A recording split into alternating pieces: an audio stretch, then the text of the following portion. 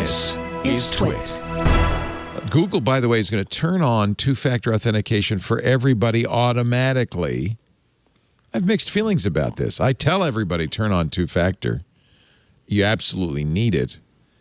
But I think some people are going to be confused.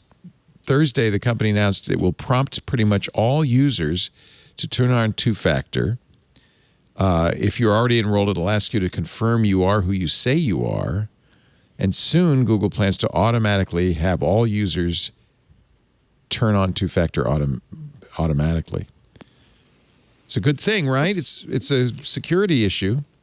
What's the downside? I mean, to me, like two-factor authentication and password managers are like the bread and butter of reasonable security. So to me, I mean, like my first read, Leo, was like, great, but you're hesitant. Yeah. Well, I mean, banks do it, right?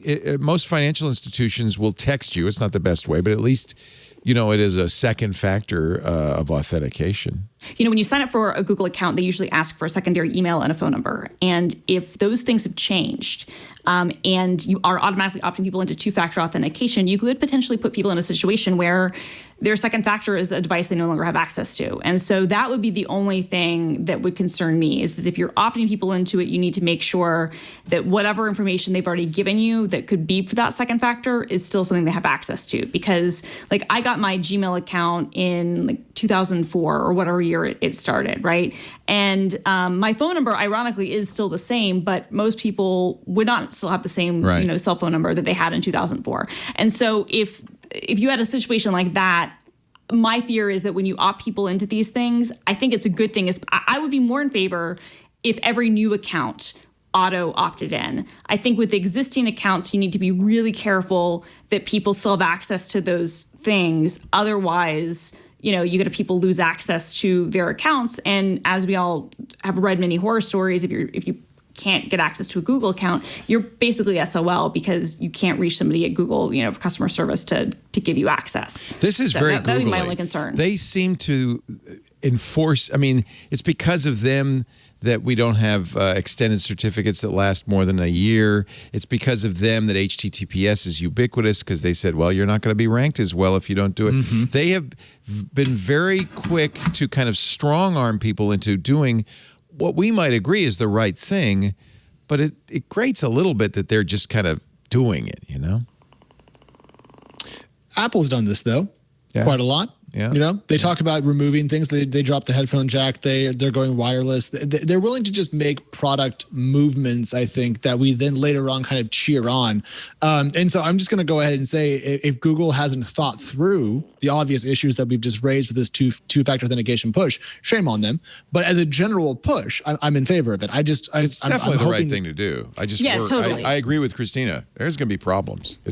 I had a guy today, he called a radio show. He's a screenwriter. Spent a year writing a screenplay.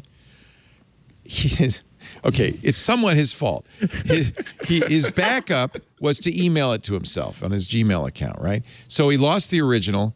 Now he can't get into his Gmail account. He lost the original because his laptop was stolen. And after his laptop was stolen, he lost access to a Gmail account, and he's going crazy.